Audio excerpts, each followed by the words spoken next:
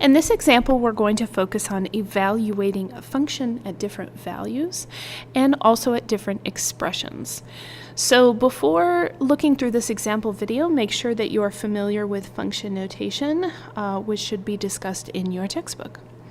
So here you can see that I'm already using function notation. I have f of x equals the expression over here, x over x squared plus 1. So I actually have 4 parts to this question. Right now you can only see parts A and B, but there are 2 more. So you can evaluate a function, like I said, at different values, as long as those values are within the domain of the function. Okay, so I can evaluate f at 0, or in other words, I can find f of 0. And the way that I do that is by replacing the input variable x with a 0 everywhere I see an x in the expression. So f at 0 is just going to be 0 divided by 0 squared plus 1. So everywhere that I saw an x in the function definition, I replaced it with a 0. And then I just want to simplify this expression. So I have 0 over 1, which of course is equal to 0.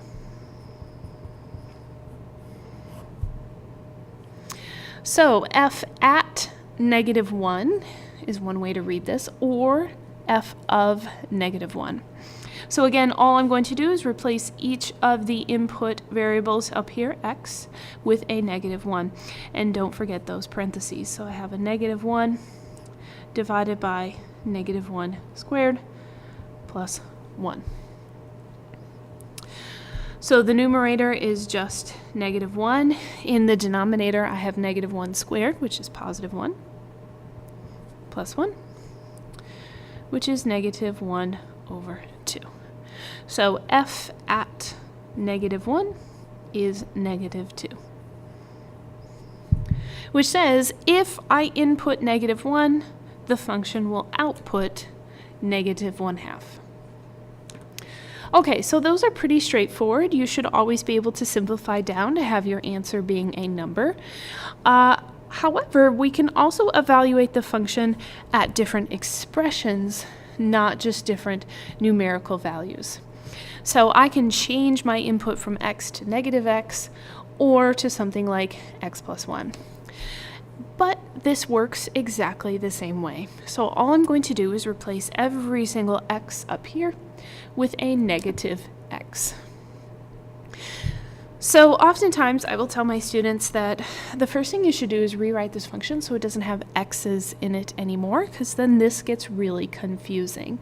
So what I like to do is rewrite this function, and instead of an x, maybe put a box.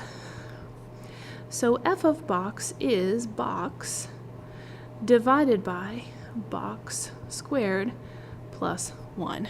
And so really, anytime that you modify the input of your function, you're just going to copy that in each of these boxes.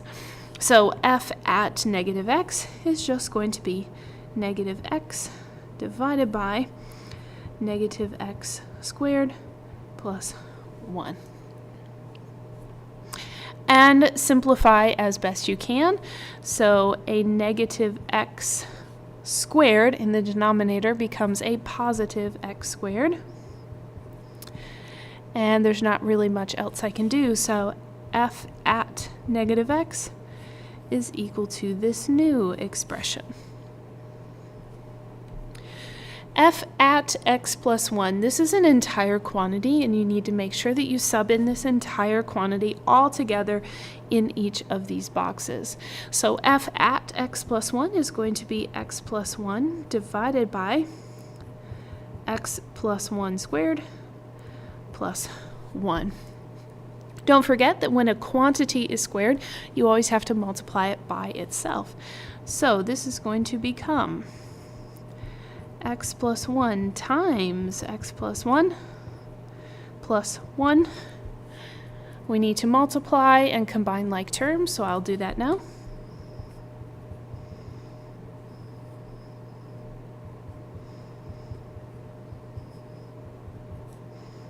And then we still have this plus 1. And I will combine some like terms in the denominator.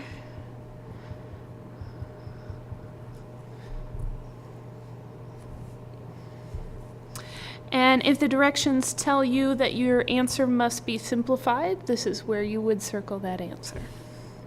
So f at x plus 1 is equal to this.